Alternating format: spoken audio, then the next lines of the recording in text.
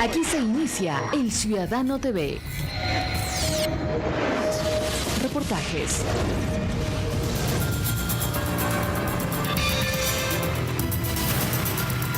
Noticias. Entrevistas.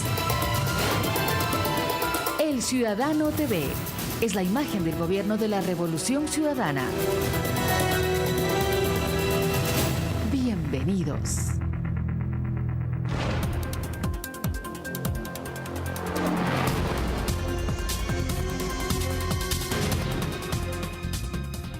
¿Qué tal, amigos del Ciudadano TV? La relación entre Ecuador y Estados Unidos fue noticia esta semana luego que nuestro país decidiera soberanamente declarar persona non grata a la ex embajadora norteamericana Heather Hodges, diplomática de carrera más bien ligada políticamente al Partido Republicano del expresidente George Bush. Esto luego que aceptara haber declarado en un comunicado interno en el 2008 y que finalmente se filtró que el mandatario ecuatoriano sostenía intencionalmente en su cargo a un excomandante de policía al que la embajada norteamericana calificaba de corrupto. El gobierno de Barack Obama adoptó similar decisión con nuestro embajador Luis Gallegos, según sus portavoces, porque no tenían otra alternativa. La relación diplomática entra en un compás de espera. Aunque la relación comercial se mantiene, un análisis de las autoridades económicas considera que apenas un 5% de las exportaciones totales se verían afectadas si Estados Unidos decide no renovar el Tratado de Preferencias Arancelarias ATPDA, tratado que, por cierto, Ecuador ha cumplido fielmente. Hoy nos acompaña Homero Arellano, ministro coordinador de Seguridad, y la asambleísta Rosana Alvarado, para analizar aspectos inherentes a las preguntas de la consulta popular del próximo 7 de mayo. Iniciamos de inmediato entonces. El gobierno declaró persona non grata a la ex embajadora norteamericana Heather Hodges, quien reconoció haber enviado a Washington un informe donde aseguró que el presidente Rafael Correa mantenía convenientemente al excomandante de policía Jaime Hurtado, acusado de presuntos actos de corrupción. El canciller Ricardo Patiño dijo que la acción es directa contra la ex embajadora por su arrogancia y prepotencia cuando fue consultada sobre el contenido de los cables diplomáticos filtrados por Wikileaks, lo cual no debería significar una ruptura de las relaciones con esa nación. En circunstancias similares, Estados Unidos mantiene impases con otras dos naciones sudamericanas. El martes 5 de abril, el Ecuador tomó la decisión de declarar persona no grata a Heather Hodges, embajadora de Estados Unidos. Esta decisión se acordó por la indignación que provocó en el gobierno nacional la difusión de cables diplomáticos filtrados por Wikileaks, en los cuales se habla de un informe enviado a Washington acerca de supuestos actos de corrupción en la Policía Nacional, mensajes de los cuales la diplomática no dio ninguna explicación en una reunión previa que mantuvo con el canciller Ricardo Patiño. Nos parece inaceptable que después de haberse conocido el contenido de los mencionados cables, después de haber sido ella invitada a dar una explicación sobre el contenido de los mismos, hayamos tenido una respuesta de la naturaleza que tuvimos por parte de la señora embajadora. El presidente Correa calificó como muy grave la intromisión de la diplomática en asuntos internos del país, al tiempo que aclaró que no conocía al excomandante Jaime Hurtado, a quien se le compromete con actos de corrupción. Pero que investiguen lo que quieran, insisto. Yo al comandante Hurtado tengo buena impresión de él, pero no lo conozco lo suficiente. Y cuando lo nombré, hasta donde recuerdo, ni siquiera lo conocía. Fue propuesto por el ministro del Interior, Fernando Bustamante. 2 días más tarde de esta decisión, el 8 de abril, el Ecuador recibió la noticia de que el gobierno de Estados Unidos decidió declarar persona no grata al embajador ecuatoriano en Washington, Luis Gallegos, en reciprocidad por la injustificada medida de expulsar al embajador estadounidense en Quito, acto que las autoridades ecuatorianas calificaron como una acción absolutamente explicable. Conocíamos la posibilidad de esa reacción. Diplomáticamente es lo que se acostumbra a hacer cuando un embajador es declarado persona no grata. El país del cual él es embajador normalmente hace lo mismo con el embajador que está acreditado allá. Y debo decir además que el señor Valenzuela, quien fue quien notificó a nuestro embajador en Estados Unidos acerca de esta noticia, le manifestó que les apenaba tomar una decisión de esa naturaleza, pero no les quedaba diplomáticamente otra alternativa más que hacerlo. Lo mismo decimos nosotros, a nosotros tampoco nos quedaba otra alternativa más que hacer lo que hicimos. No teníamos otra alternativa, era imposible quedarnos callados ante lo que había sucedido. En cuanto a las relaciones comerciales, la ministra de la Política Económica, Katiuska King, se mostró esperanzada por la renovación de las preferencias arancelarias andinas ATPDA. No obstante, indicó que si sucede lo contrario, el sector exportador privado debería desembolsar 21.6 millones por aranceles y el Estado los restantes 3.9 millones por las exportaciones petroleras. En este momento, al no existir embajadores, la relación entre Ecuador y Estados Unidos se desarrolla solamente a nivel de encargados de negocios. En Quito, Catalina Llanes, El Ciudadano TV. Vamos con otras noticias. El mandatario recorrió esta semana la provincia de Pastaza. Mantuvo reuniones con los pobladores de Shell y otras localidades aledañas. Desayunó con las organizaciones de mujeres y la red de maestros para la revolución educativa en Quito. Mantuvo encuentros con líderes estudiantiles de Guayas. Visitó barrios como la Florida Norte de Guayaquil y la Tola de Quito. Una agenda que Gioconda Lor la resume así. Solo usando su voz. Así da a conocer el presidente una a una las 10 preguntas de la consulta popular en cada lugar a donde llega. Esta semana inició reuniéndose con estudiantes secundarios de varios colegios de Guayaquil en el Parque Histórico. Además, realizó un recorrido por barrios populares de la urbe porteña. El martes llegó a la Amazonía. Decenas de personas se concentraron en el aeropuerto de Shell para agradecer al mandatario por el transporte aéreo económico implementado en la región y que ha movilizado a más de 6.000 personas de 7 comunidades amazónicas en 4 meses, según datos del ECORAE.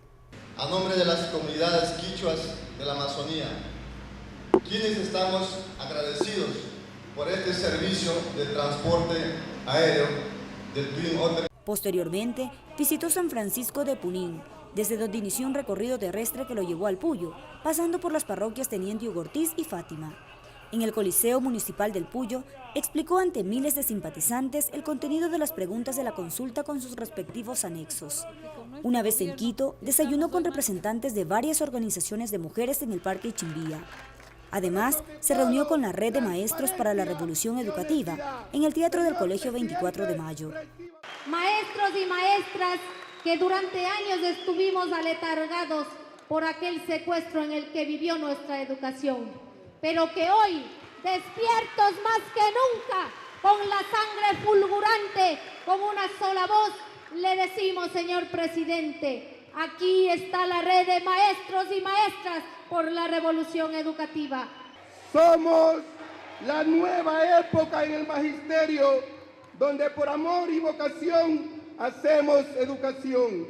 Los educadores ratificaron su apoyo al primer mandatario y entregaron la bandera de su lucha, de lo que ellos llaman la nueva era del magisterio. En Quito, Gioconda Lor, El Ciudadano TV. El periodo escolar 2011-2012 se inició esta semana en todo el litoral. El mandatario inauguró el año lectivo en el nuevo Colegio Réplica Vicente Rocafuerte, donde ya estudian 1.400 alumnos. Rafael Correa aseguró que este año se construirán 14 nuevas unidades educativas del milenio como parte de una revolución profunda, rápida y en paz. En medio de una gran expectativa por parte de cientos de jóvenes, el presidente de la República, Rafael Correa, dio inicio el pasado lunes 4 de abril al año lectivo 2011-2012 en la región Costa. Esta actividad se desarrolló en el nuevo Colegio Réplica Vicente Rocafuerte, ubicado en el Plan Habitacional Sociovivienda Guayaquil. El jefe de Estado destacó la importancia de la educación y aseguró que la esperanza siempre está representada en la juventud. Es por ello que les pidió a los estudiantes aprovechar esta oportunidad educativa que se les está brindando para que sean hombres y mujeres preparados, de los cuales se necesita mucho en el Ecuador. La mejor forma de agradecer esto que se ha hecho con los recursos del pueblo ecuatoriano, con nuestro petróleo y nuestros impuestos, es mandando a sus chicos al colegio, apoyándolos para que cumplan con su principal deber con la patria en este momento, que es estudiar, y para que lo hagan de forma extraordinaria. Busquen siempre la excelencia, chicos. Durante su discurso de inauguración, el mandatario también resaltó las obras educativas que ha desarrollado el gobierno de la Revolución Ciudadana, como la construcción de los colegios réplicas en Guayaquil. Marcando un nuevo hito en ese camino hacia la patria nueva, que son estos colegios emblemáticos, réplicas. Las madres de familia se peleaban por un cupo en colegios con mucha tradición como el Vicente Rocafuerte, Aguirre Abad, Colegio de Señoritas Guayaquil, 28 de Mayo. Ahora esos colegios van a estar en los sectores más pobres del país. Nos hemos acostumbrado durante mucho tiempo a no tener calidad, es decir, a estar dentro de un sistema en el que el derecho a la educación no era un derecho exigible. Hoy recuperamos como ciudadanos el derecho exigible a la educación y que esta educación sea en las mejores condiciones posibles. Un total de 1.400 alumnos, entre hombres y mujeres, se educarán en este nuevo plantel, que se construyó en un área de 4.640 metros cuadrados. Esta institución funcionará a doble jornada, albergando a 700 estudiantes en la mañana y a otros 700 por la tarde. Desde Guayaquil, Catherine Ulpo, El Ciudadano TV. Usted puede seguirnos por la señal de los medios de comunicación que aparecen en su pantalla y que desde esta semana ya suman más de 30 a nivel nacional. Bienvenidos a todos ustedes. Esperamos estar a la altura de su teleaudiencia. Tras la pausa, Marco Antonio Bravo conversa con el ministro de Seguridad, Homero Arellano, sobre las nuevas acciones para frenar la delincuencia y cómo esta lucha puede beneficiarse con las reformas planteadas en la próxima consulta popular. Ya venimos.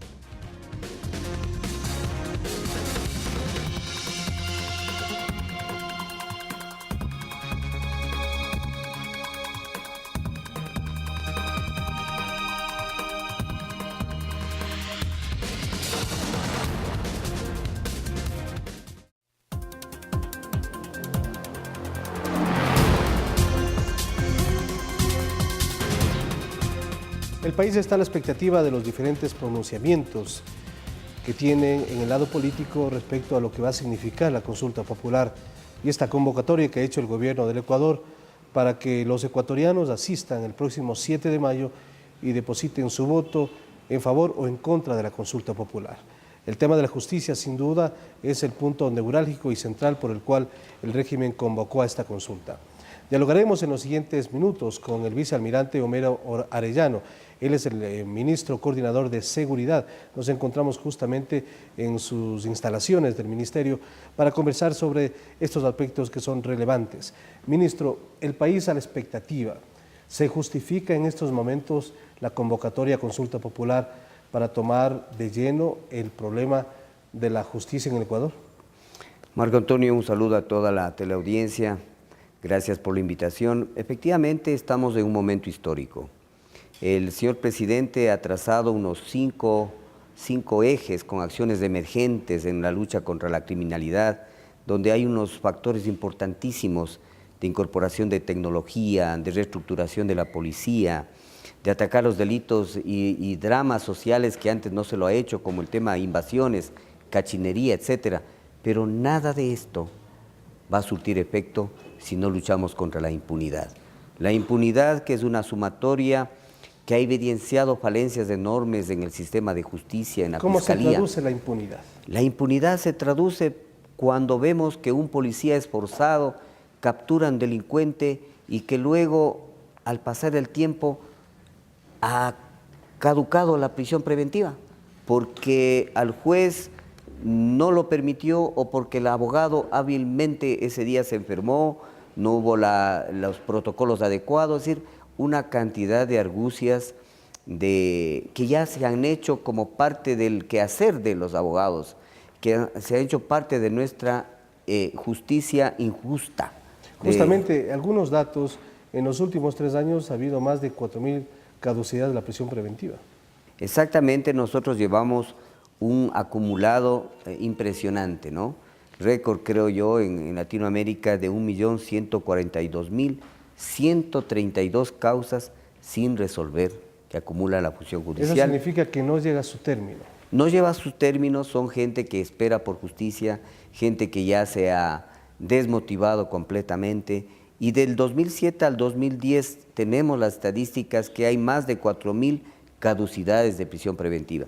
Esto desalienta cualquier actitud policial, esto desalienta a los órganos del sector público, a todo aquel trabajo que hacemos en las calles se viene y se tira abajo por esta lamentable y carente situación de impunidad. Ministro, el sector de oposición que no está a favor de la consulta y que va a votar no en las diferentes preguntas que ha propuesto el Ejecutivo, sostiene que ya existen leyes en este momento para poder determinarlas, que para qué entonces una nueva consulta y para qué estas preguntas. Bueno, yo creo que lo que se está haciendo es perfeccionando el sistema, ¿no? Definitivamente aquí hay un actor, lamentablemente, que se ha evidenciado en su falta de creatividad, de fuerza, que es del Consejo Nacional de la Judicatura. No podemos seguir esperando. Yo creo que la ciudadanía no puede seguir esperando. Todo el mundo demanda por una mayor agilidad en justicia. Son los tiempos, son la forma, es el empeño de hacerlo. El presidente ha tomado una medida valiente. Contra todo criterio de la oposición, la mayoría de los ecuatorianos reconocen que hay valentía en esta posición del gobierno, sin cálculos políticos. No se trata aquí de provocar un nuevo triunfo. Sabemos que la mayoría de los ecuatorianos reconocen el trabajo del presidente, reconocen el trabajo del gobierno. En este tema de la justicia, en este tema de la interpretación de las leyes, hay una deuda con el pueblo, de manera que es la forma como se lo hace. Las leyes existen, pero no han podido. Un Consejo Nacional de la Judicatura que está en deuda. La mayoría de los jueces, casi 1000 jueces, han sido designados a dedo. Esta temporalidad, este poco durar de los jueces hace que ellos también no tengan un compromiso. No hay una carrera de juez alrededor de este tema. Y ese ha sido un tema eterno. Ahora, la otra cosa que también opina la oposición es que el presidente de la República es dueño prácticamente de todos los poderes, inclusive controla el poder judicial. Y la otra cuestión también es, si con esto cambia definitivamente, ya no habrá inseguridad, ya los ecuatorianos podremos salir a las calles. Esto dice la oposición, vicealmirante. Marco Antonio, este es un arma importantísima, un arma fuerte, pero no necesariamente es la solución a todos los problemas de la inseguridad.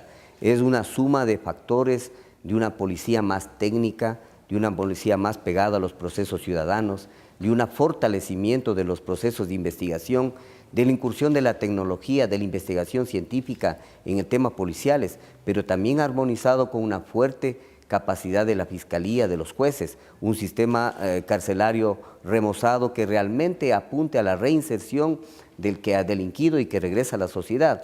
Toda esta sumatoria, entre otras, hacen una lucha contra el crimen organizado.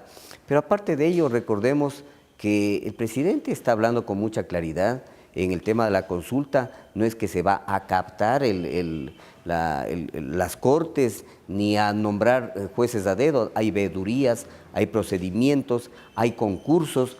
La sociedad ecuatoriana va a mirar la transparencia con la que se va a trabajar. Creo que es un momento histórico que todos los ecuatorianos lo aplaudirán. Sobre las expectativas que tiene la población, es decir, ¿con esto cambia o no cambia la justicia? ¿Cambia o no cambia la inseguridad?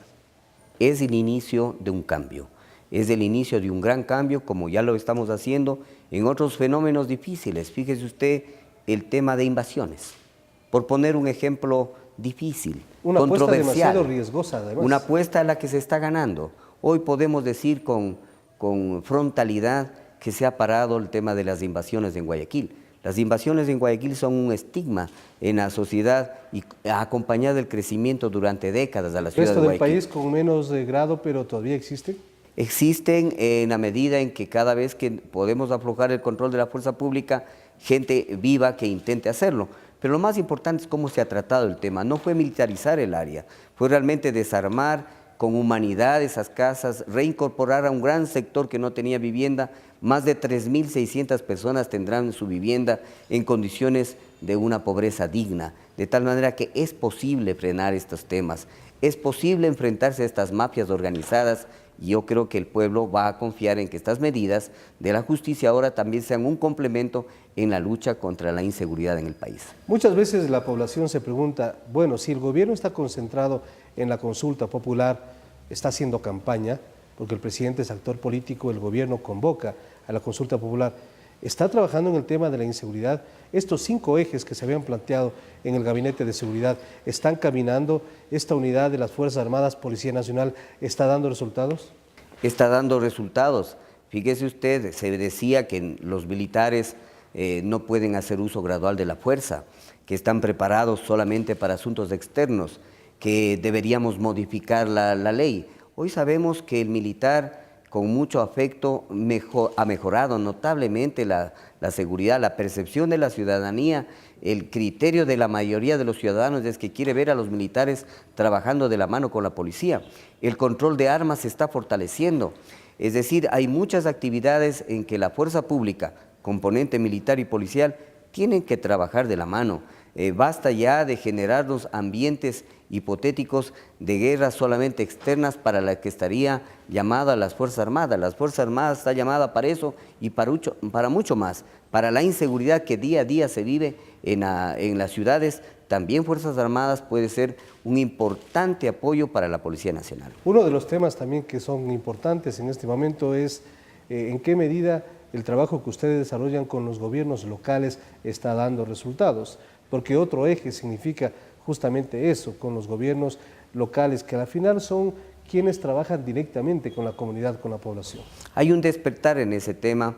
Ahora es muy difícil que en una provincia los consejos provinciales de seguridad ciudadana, consejos cantonales, consejos parroquiales, no se reúnan. Antes era esto una iniciativa de tal o cual gobernador. Ahora los gobernadores, los alcaldes, las juntas parroquiales están alrededor de este tema.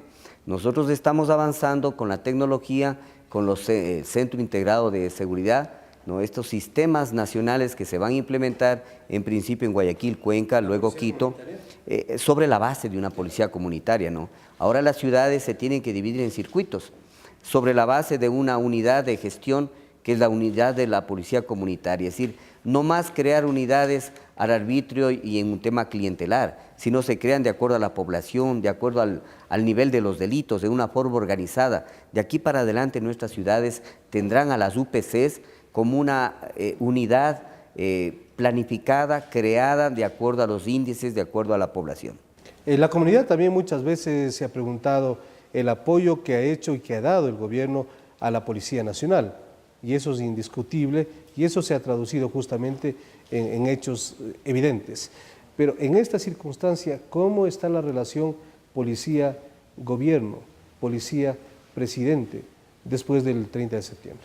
Yo digo que se está construyendo cada vez mucha más confianza, ¿no? Sería innegable no reconocer que el 30 de septiembre marcó una línea vertical que demostró que hacía falta muchísima más comunicación, que hay que evitar que funestos intereses se metan en las filas de nuestra policía, de nuestras Fuerzas Armadas, que hay la necesidad de que los mandos sean mucho más eficaces en la comunicación con sus subordinados, pero también de una comprensión, de un sentimiento de autocrítica, de que las instituciones como los hombres tenemos que seguir creciendo y cambiando positivamente. Todos los logros que históricamente ha hecho la policía ahora tienen que ser más fortalecidos. El crimen está más organizado, más tecnificado. Nuestra policía lo tiene que ser también.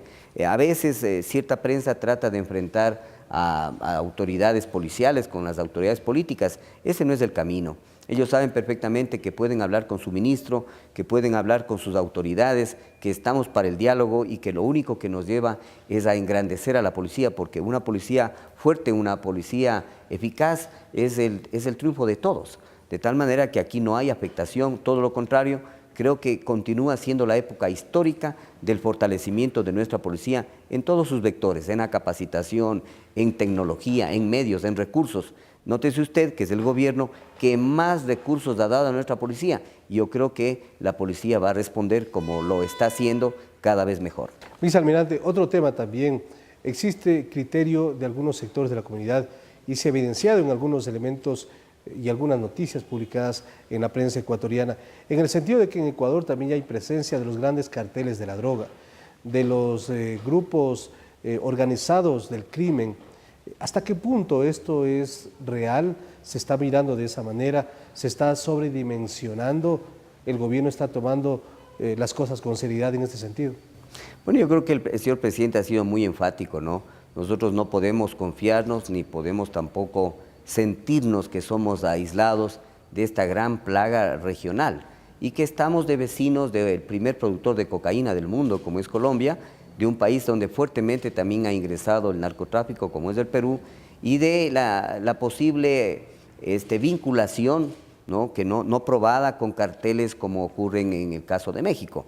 Pero esto no significa que estigmaticemos los esfuerzos que hacen estos países, pero evidentemente el Ecuador es un país libre de sembríos de coca, hay que reconocerlo. Ahora, la droga se la cultiva, se la procesa, se la transporta, se la comercializa y también hay quien la consume pagando grandes cifras. Es decir, que este es un fenómeno regional, es un fenómeno mundial. Mientras existe un mercado que paga tanto por la droga, como son los mercados europeos, los mercados norteamericanos, aquí habrá artificios que antes eran desconocidos, como el tema de generar submarinos, como el que de generar embarcaciones especiales para el transporte de la droga. Nuestra policía está cada vez capacitándose más, estamos fortaleciendo la lucha contra las drogas, estamos cooperándonos internacionalmente, abriendo los caminos de cooperación en temas de inteligencia con Colombia, con México, con Perú. Esta es una lucha regional, nadie puede sentirse libre de este drama y en ello estamos organizando. Allí interviene no solamente policía, Fuerzas Armadas. Ustedes ven que la frontera norte es una frontera caliente, donde está el contrabando, está el paso de droga, está el tema de nuestros refugiados. Es una situación compleja, pero nosotros con la fuerza pública estamos enfrentándolo día a día, demostrando que a pesar de la escasez de recursos, le damos una lucha dura, firme y no cejaremos en atacar este crimen organizado alrededor de la droga. Vicealmirante, una de las preguntas que está incluida en la consulta popular, habla del tema de los juegos de azar, de los casinos, de todo este tipo de apuestas que realizan algunos ecuatorianos. De acuerdo a los datos, el 12% de ecuatorianos sufre esta enfermedad mental llamada ludopatía. ¿Hasta qué punto esto afecta o atenta contra la seguridad de los ecuatorianos del país? Sí, este es otro tema complicado. A veces justos pagan por pecadores, unos pocos casinos donde realmente la actividad se lo hacía dentro de los márgenes turísticos, fueron la excepción, porque el gran tema, estos casinos que empezaron a nacer en lugares de gente humilde, en sectores de barriadas populares, donde sin ningún control prácticamente se estaba desvirtuando. Se inició con el bingo. Exactamente, bingo, aparentemente un juego de diversión, algo familiar, para terminar en donde sabemos que hoy que hay lavado de dinero, que hay evasión tributaria, pero sobre todo hay ese captar al joven que podría estar dedicado a otras actividades, el copar una agenda de jóvenes con este tema que luego termina en la ludopatía y enfermedades crónicas, donde lo poco que puede ganar un obrero se lo puede jugar en un casino. No puede ser, y yo creo que esta medida definitivamente beneficia a la seguridad. Obviamente aquí hay una lectura sesgada con relación al turismo, pero yo creo que el turismo tiene otras oportunidades. El turismo, al menos en un país tan biodiverso y hermoso como el nuestro, tiene mejores cosas que explotar que basar solamente en el tema de casinos. Respetamos a aquellos que han hecho un casino en una forma ética, en una forma, digamos, ordenada, que son los mínimos. Y lamentablemente yo creo que la gran mayoría estaba incursionando en temas al margen de la ley. Por ello la pregunta, y nosotros sabemos que la mayoría de los ecuatorianos va a beneficiar en esta pregunta también. Finalmente, vicealmirante, ¿cómo se está llevando adelante la implementación del Sistema Nacional Integrado de Seguridad, en donde la tecnología, la ayuda de la comunidad es vital? Bueno, esta es la gran esperanza, uno de los segmentos en tecnología en Ecuador. Difícilmente se podía pensar que el Ecuador en par de 2 años salte a una plataforma nacional de esta naturaleza. Ya estamos iniciando los trabajos en Guayaquil y hemos firmado el acuerdo con la Comité de Seguridad Ciudadana en Cuenca, con la alcaldía también, para hacer de estas 2 ciudades los 2 pilotos de este año. Este es un tema tecnológico que abraza la parte administrativa. No solamente es que habrá un solo número de llamada para una respuesta integral de bomberos, Fuerzas Armadas, Policía, Cruz Roja, sistemas de ambulancias del sector público, sino que además provoca una mejor distribución del recurso humano. Al dividir las ciudades en circuitos y en distritos, en cada circuito habrá una unidad de policía comunitaria que actuará a esta llamada de auxilio, a esta denuncia, producto de las llamadas del propio ciudadano afectado o producto de estos ojos de águila, de estas cámaras, de estos botones de pánico, de estas conectividades que harán de nuestras ciudades un mejor control. Por ello es que nosotros estamos satisfechos de que el proyecto avanza, y avanza en la medida en que vamos a tener ciudades mejor vigiladas. Pero ¿qué pasa? Que al atrapar a ese delincuente, a ese violador, tiene que haber una justicia también igualmente tecnificada, procedimental, todo es un proceso. Ágil, todo es un proceso. Por eso es que lo uno no puede diferenciarse de lo otro. Sin embargo, el proyecto en lo tecnológico avanza muy bien. Muy amable, vicealmirante, por habernos atendido acá en su casa y por repasar estos temas que son vitales cuando estamos llamados a una consulta y explicar el fondo de la misma. Gracias a usted, Marco. Muchas gracias al vicealmirante Homero Arellano, ministro coordinador de Seguridad. Hemos conversado sobre diferentes temas que son de mucho interés. Estamos escuchando las diversas posiciones respecto a los contenidos de la consulta popular y el tema íntimamente ligado a la seguridad en el país. Hacemos una pausa, volvemos con más información aquí en El Ciudadano TV.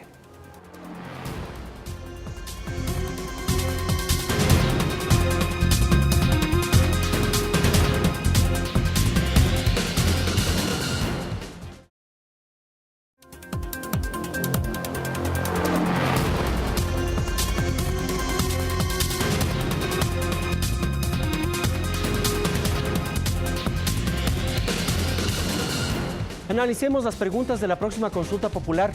Revisemos la 3, que habla sobre el conflicto de intereses del sistema financiero y los medios de comunicación nacionales y lo grave de utilizar su dinero para beneficio preferencial de otros negocios o el uso de los medios para provocar una competencia desleal. La tercera pregunta del referéndum, que hace hincapié a la necesidad de separar el sistema financiero privado y los medios de comunicación, es una de las que más ha despertado el interés entre la ciudadanía. Pero dejemos que sea la gente la que se exprese sobre la inquietud planteada por el jefe de Estado el 17 de enero y que forma parte de la consulta popular. Pienso que los banqueros no deben entrar en la política, de ninguna manera, porque no deben tener dos cargos a la vez, sea público o privado. Ese es mi concepto. La opinión de los mandantes concuerda con la del gobierno central, que al plantear esta interrogante busca evitar el conflicto de intereses. Yo estoy totalmente de acuerdo con el gobierno, porque cada persona, muy respetablemente a los banqueros, ellos son personas oligarcas que tienen que dedicarse solamente a sus negocios que tienen. La consulta, que fue remitida por el presidente Rafael Correa a la Corte Constitucional el pasado 19 de enero, señala claramente si está de acuerdo con prohibir que las instituciones del sistema financiero privado, así como las empresas de comunicación privadas de carácter nacional, sus directores y principales accionistas, sean dueños o tengan participación accionaria fuera del ámbito financiero o comunicacional.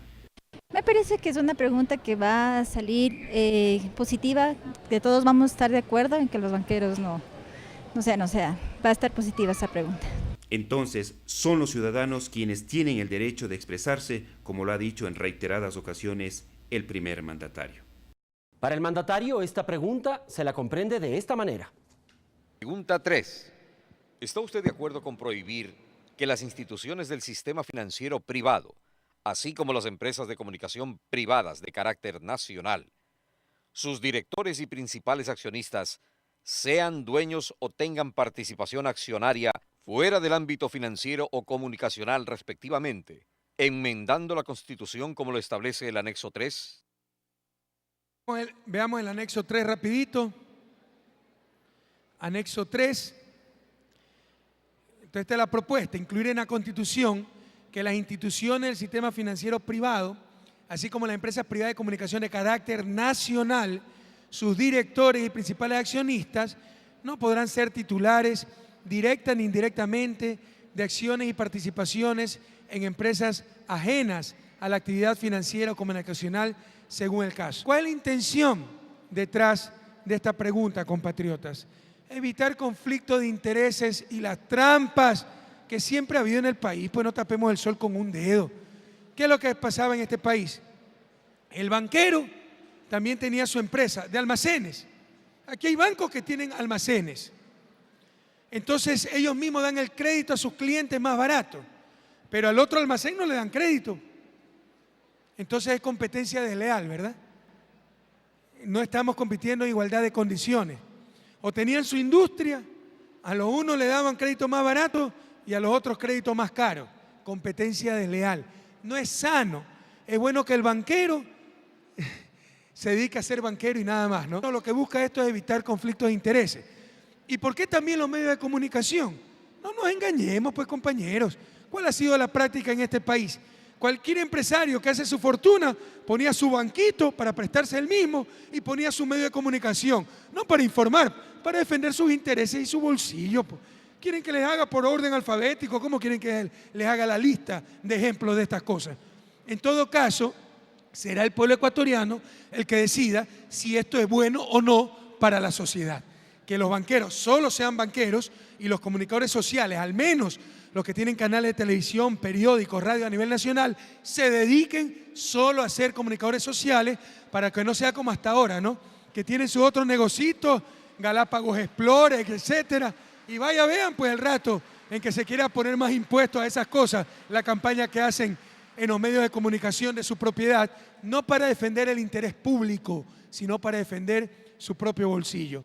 El ejemplo más emblemático del capitalismo a nivel mundial, de la libre empresa, del mercado. ¿Cuál es ese país?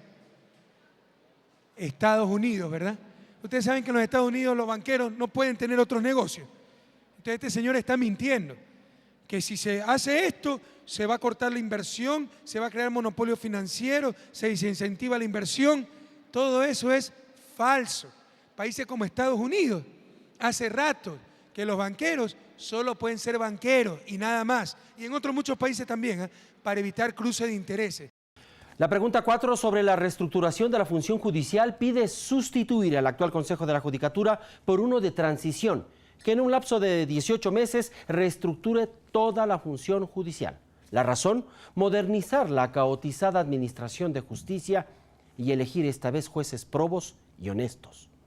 El clamor ciudadano por la seguridad y mejor administración de la justicia en el país tuvo eco en el gobierno nacional, que decidió consultar al pueblo ecuatoriano la creación de una comisión técnica que sustituya al actual Consejo de la Judicatura. No va más la ignominia con la que el Consejo de la Judicatura, esa estructura nefasta, justamente ha estado tomando las decisiones en cuanto a la administración del sistema de justicia, sin sancionar a jueces corruptos, haciéndose de la vista gorda y respondiendo a favores y a intereses específicos. La comisión, que tendría todas las facultades del nuevo Consejo de la Judicatura, estaría conformada por 3 miembros, un delegado del presidente de la República, uno de la Asamblea Nacional y uno de la Función de Transparencia y Control Social. Que realice y termine estas evaluaciones a jueces y fiscales, y en función de esa evaluación se saque a todos los malos jueces. El sí del pueblo ecuatoriano a la 4ª pregunta del referéndum suprime la disposición transitoria primera del Código Orgánico de la Función Judicial y sustituye el artículo 20 del régimen de transición en la Constitución. Después de 18 meses, la Comisión Técnica Transitoria debe designar el nuevo pleno, conforme el procedimiento establecido en el artículo 179 de la Constitución enmendada. El común de los ciudadanos, más allá de aprobar la decisión del presidente, considera que la reestructuración en el sistema de justicia es necesaria y urgente. Porque ya mucha impunidad, ya gracias a los jueces salen los ladrones, los pillos, no hay justicia para nadie. Si fuera bueno que les sancionen, porque de lo contrario esto está siguiendo más y más, y si tienen esa posibilidad de que les cojan y les vuelvan a soltar, eso ya no es posible, eso está muy mal y creo que está bien que hagan eso con los jueces. Se ve pues en las noticias que siempre están soltando a los delincuentes, apenas entran, ya salen, están libres como en su casa, entran solo a vacacionar un rato, a descansar de las fechorías y nuevamente a delinquir. Y yo creo que esa pregunta está muy buena y yo por mi parte daré el sí por esa pregunta. En Quito, Yoconda Lor, El Ciudadano TV. Sobre esta pregunta, el mandatario la explica de la siguiente forma. Acuerdo en sustituir el actual pleno del Consejo de la Judicatura por un Consejo de la Judicatura de transición, conformado por 3 miembros designados, uno por la función ejecutiva, uno por la función legislativa y uno por la función de transparencia y control social, para que en el plazo improrrogable de 18 meses ejerza las competencias del Consejo de la Judicatura y reestructure la función judicial, enmendando la Constitución como lo establece el anexo 4. Entonces, ¿qué hace el anexo 4? Actualmente hay un Consejo de Judicatura de 9 miembros. 9 sumos sacerdotes que se pasan peleando entre ellos, discutiendo y no han hecho nada, por Dios. Yo no tengo nada contra los miembros de la judicatura, pero no ha funcionado. Y la verdadera izquierda no es la que se ata a sus dogmatismos, pues, es la que responde a las realidades, a las necesidades del pueblo, la que corrige si se ha cometido un error. Y aquí se cometió un error. Esto no ha funcionado. Y se propone este Consejo de Transición de 3 miembros, representante del presidente, representante de la Asamblea y representante de la función de transparencia y control social. Todas estas instituciones, poderes del Estado, con legitimidad democrática, al menos el Poder Ejecutivo, la Asamblea, hemos ganado elecciones, porque en el fondo, sobre todo la izquierda infantil que se opone a esta pregunta, es que no son ellos. Si hubiera propuesto un Marlon Santi, un Alberto Acosta, verán como toda esa Montecristi Vive, guardería infantil nos estaría apoyando, ¿verdad? Porque lo que quiere es que ganemos elecciones nosotros y gobiernen ellos. Eso tampoco, así tampoco. No debemos ser verdaderamente democráticos. Tenemos legitimidad para estar representados en esto, que es un problema para todos. Que se rompe la autonomía de la función judicial. Aquí nadie quiere poner jueces. Se lo va a reemplazar en base a evaluaciones y por concurso de méritos con esta comisión tripartita. Pero para que no los engañen, ustedes sí saben quiénes ponen los jueces, quiénes proponen los jueces en el gobierno y los estados de Estados Unidos. A nivel federal, el presidente de la República, y los aprueba el Congreso. Y a nivel estatal, el gobernador del estado, y los aprueba el Congreso del Estado, el Senado estatal. Y nadie se le ha ocurrido decir que se está atentando contra la autonomía judicial. Aquí, créanme, lo que menos me interesa es poner jueces. Lo que queremos hacer con esta comisión mucho más ejecutiva, por 18 meses, en base a evaluaciones, auditorías y con concursos públicos de meritocracia, reemplazar a los malos jueces, completar los jueces donde haya falta, poner más tribunales y todo el pueblo ecuatoriano podrá ser testigo si lo estamos haciendo en función de nuestros intereses o en función de patria. Amplíe esta información visitando las páginas electrónicas www.presidencia.gov.es, elciudadano.gov.es, andes.info.es y confirmado.net. Rosana Alvarado, asambleísta de Alianza País, conversó con Marco Antonio Bravo esta semana en su despacho. ¿Quiere saber lo que nos dijo? Tras el corte lo sabrá.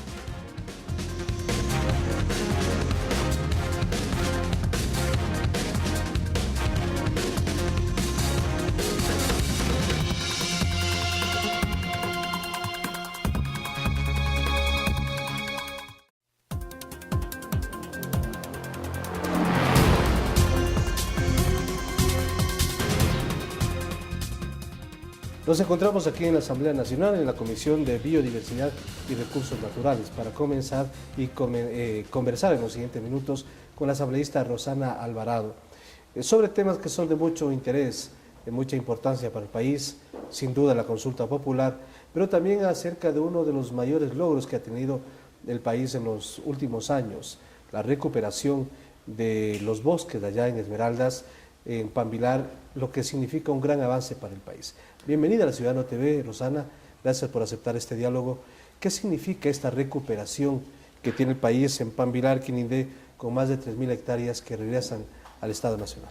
Sí, así es, 3.123 hectáreas de recuperación de la patria. Sí, eso es, no es nada más y tampoco es nada menos, es la recuperación de la patria, lo que implica, lo que significa el Pambilar.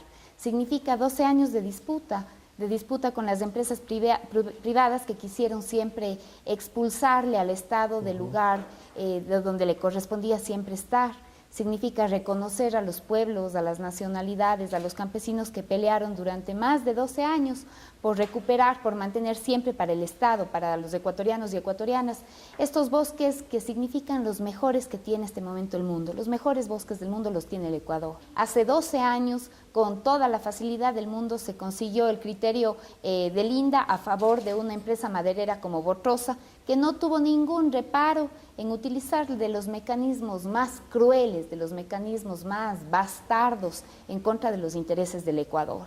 Varios funcionarios apoyaban esa esa idea, varios funcionarios fueron sensibles al cabildeo, al lobby de las madereras y le adjudicaron a una maderera que iba a explotar el predio este Pambilar de 3.123 hectáreas, de los mejores bosques, de las mejores especies, el Pambilar del Guayacán, el Pambilar del Caoba, árboles del que Sangre, tienen más de 100 años. Árboles de más de 100 años, árboles que si en algún momento son talados, pues no hay generación, no es posible que los volvamos a ver. Y en este momento entonces recupera el Estado este bien que nunca debía haber ido a manos privadas. Así es, nunca debimos dejar que se nos escape el Pambilar, que se nos roben el Pambilar, que nos arrebaten el Pambilar. Y esta es la primera de las recuperaciones de bosques tropicales. Ya, la comunidad de otras. Chontaduro está en capacidad ya de poder administrar este bosque. Es el Ministerio del Ambiente el que recibe el bosque, el que tiene que proteger, que tutelar, que cuidar el bosque, el que tiene además que evitar cualquier tipo de invasión, porque este Pambilar regresa para el Estado ecuatoriano, no es posible hablar de repartición de las tierras, ni mucho menos. El Pambilar se ha recuperado para la patria. Ahora, este es el inicio, usted me dice, de otras recuperaciones que tendrá el Estado, Sí. como por ejemplo, ¿cuáles? Hay un informe de Contraloría, un informe de la Comisión de Control Cívico de la Corrupción, informe de la Defensoría del Pueblo, que ya en sus momentos alertaban al Estado, alertaban a la ciudadanía, a la comunidad, de que estas adjudicaciones eran ilegales, que no tenían firma siquiera.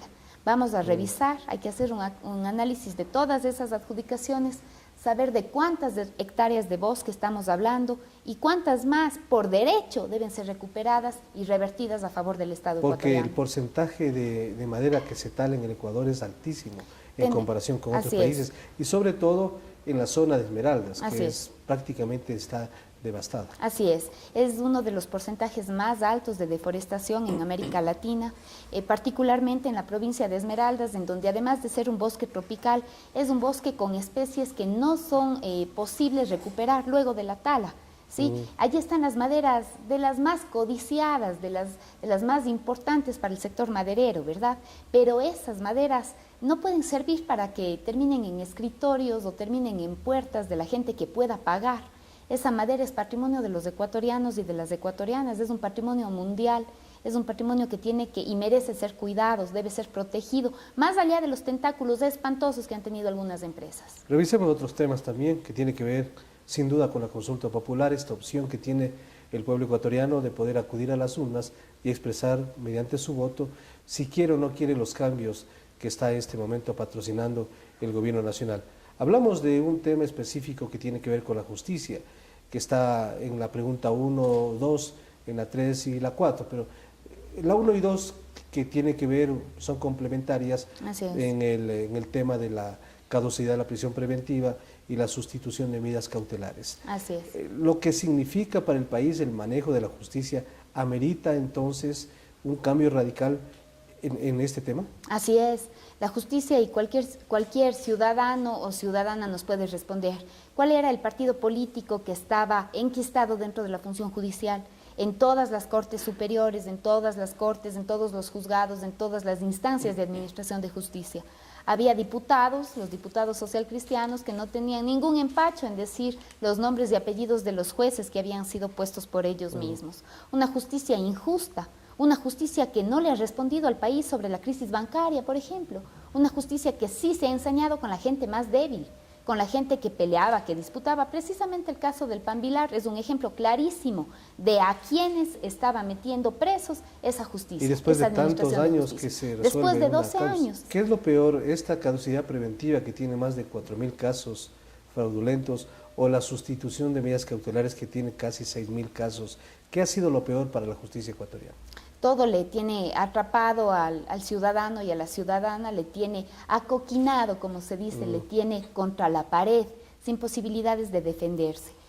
Nuestra Constitución, los asambleístas que la hicimos, el gobierno, la idea bandera del gobierno, por supuesto que es el apego irrestricto a los derechos humanos y a las libertades, pero también tenemos que ponderar lo que significa la seguridad de los más débiles, de aquellas personas que por su situación están indefensos frente a un sistema de administración de justicia, que los resultados son clarísimos.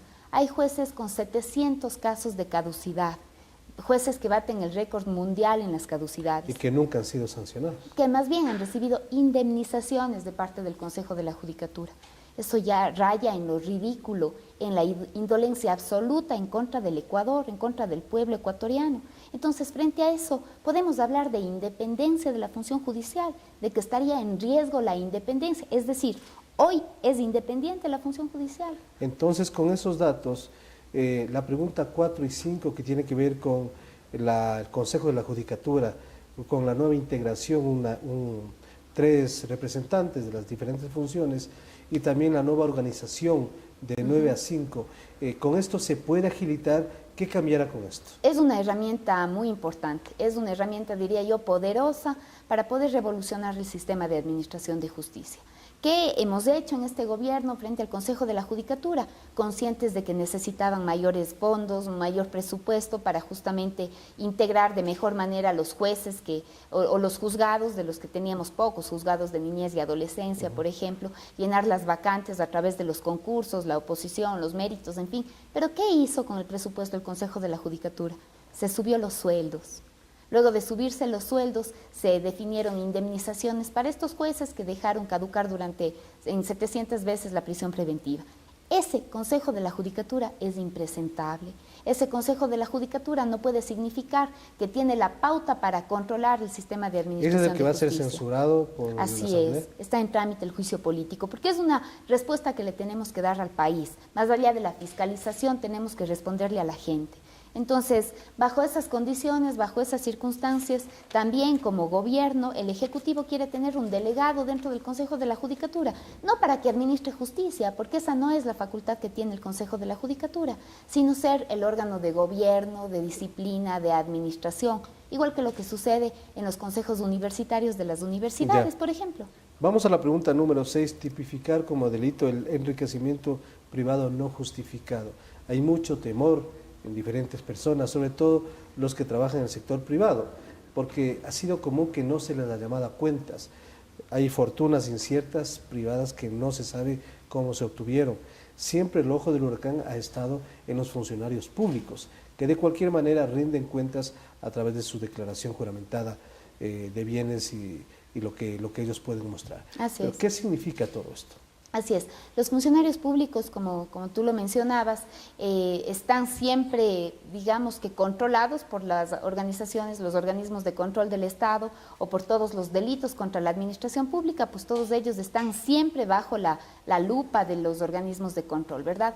Pero ¿qué es lo que sucede cuando los contribuyentes, cuando todas esas personas privadas que no tienen ningún tipo de vinculación con el Estado, que no son funcionarios públicos, no declaran impuestos, por ejemplo? Puedes decir, no declaran impuestos porque no estaban obligados a hacerlo, pero en cambio vemos que su patrimonio se ha acrecentado en más de $1 millón. Entonces allí, ¿a quiénes les puede quitar el sueño esta pregunta? ¿Quiénes se enriquecen de manera injustificada en el Ecuador? ¿Qué fortunas son las que han crecido? Estamos hablando de que esas fortunas corresponden a un porcentaje, yo diría menor al 1% de ecuatorianos y ecuatorianas que no pagan impuestos, que eluden, que evaden sus obligaciones tributarias y que tampoco pueden justificar un patrimonio superior al $1 millón en los últimos años. La pregunta 10 tiene que ver con que más de 1 millón de ecuatorianos no están afiliados al Seguro Social y que tienen relación de dependencia.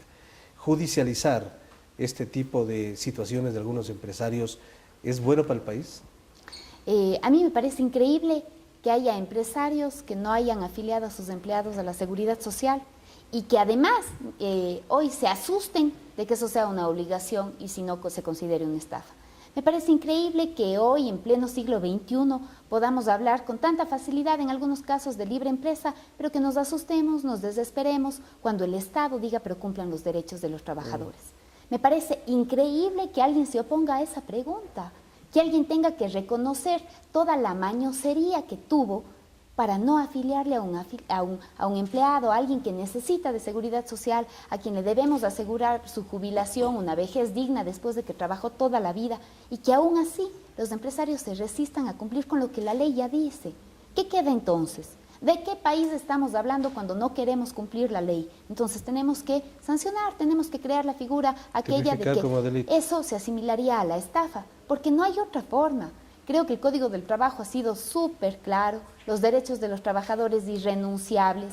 Nadie puede, yo diría, el empresario que no afilia a los trabajadores puede decir eso públicamente, puede decir yo no les tengo afiliados, puede decir eso públicamente sin que se le caiga la cara de vergüenza. Entonces, esta consulta sí reúne varias de las preguntas que enfrentan temas que son de la sociedad que queremos construir, del país que soñamos, del país en donde se cumpla la ley. Ser empresario no le da la menor posibilidad para rehuir sus obligaciones patronales. Y aquí viene el tema clave también de la consulta, además de la justicia, tiene que ver con la comunicación. Ha dicho el presidente que la Asamblea no ha sido capaz de aprobar una ley de comunicación y que por ello se ve obligado a consultarle directamente al pueblo. Una comunicación, una ley que cuente con un consejo de regulación y que el periodista asuma la responsabilidad ulterior de todo lo que dice, de todo lo que escribe. Porque solamente desarrolla lo que se establece en la Constitución. No hay ninguna novedad en la pregunta, sino más bien es precisamente eso, ¿no? De ver de qué lado está la gente. Si es que hacemos el debate sobre la ley solamente en la Asamblea, no estamos sintonizados con toda la gente víctima de la prensa, ¿sí? Más allá de cuáles sean las posiciones personales, más allá de cómo sea el debate de los partidos frente a esta ley de comunicación, si la comunicación es un derecho que sea resuelto por la gente a la que le afecta directamente el tema de la prensa que tenemos en el país. No queremos y no creemos en la prensa atada a los intereses económicos. Nadie se cree en la objetividad de los periodistas. ¿La banca más medios, conflicto de intereses? Pero absolutamente, rotundamente es un conflicto de intereses, no cabe allí la menor duda. Cuando vemos en la televisión, en un medio de televisión, en un canal, la propaganda sobre un vehículo que tiene una oferta o un carro, digamos que a un precio especial. Y luego de eso vamos al concesionario, que también tiene una vinculación con el medio de comunicación. En el concesionario el cliente dice, pero no tengo el dinero suficiente. Pues es este banco, entonces ya enredamos el medio de comunicación, el concesionario y el banco que le da el crédito. En el banco le dicen, pero es necesario que asegure ese carro para darle el crédito de nuestro concesionario en la propaganda que usted vio en la televisión. Entonces la aseguradora también es del mismo grupo. ¿De qué estamos hablando cuando los señores de Isaías, los banqueros, los del caso Filambanco, utilizaron sus medios de comunicación como antena para defender sus propios intereses? Ese maridaje, esa relación incestuosa de los medios de comunicación con la banca y de la banca con otros sectores diferentes al financiero, eso tiene que acabarse. Tiene que acabarse porque es un tema de salud pública. La gente sabe cuáles han sido las consecuencias. No es que estamos hablando de lo que puede pasar. Sabemos por qué nos ha sucedido, porque este país ha sufrido aquella prensa miserable en manos del poder económico. Muy amable por aceptarnos acá esta entrevista en su despacho. Gracias, Marco Antonio. Para mí es un gusto. Muy gentil, Rosana Alvarado. Hemos conversado con ella sobre diferentes temas que son de mucho interés. Ahora que el país está debatiendo todos los contenidos de la consulta. Se trata entonces de hacer conciencia de la necesidad que tenemos de acudir a las urnas bien informados. Hacemos una pausa, regresamos aquí en El Ciudadano TV.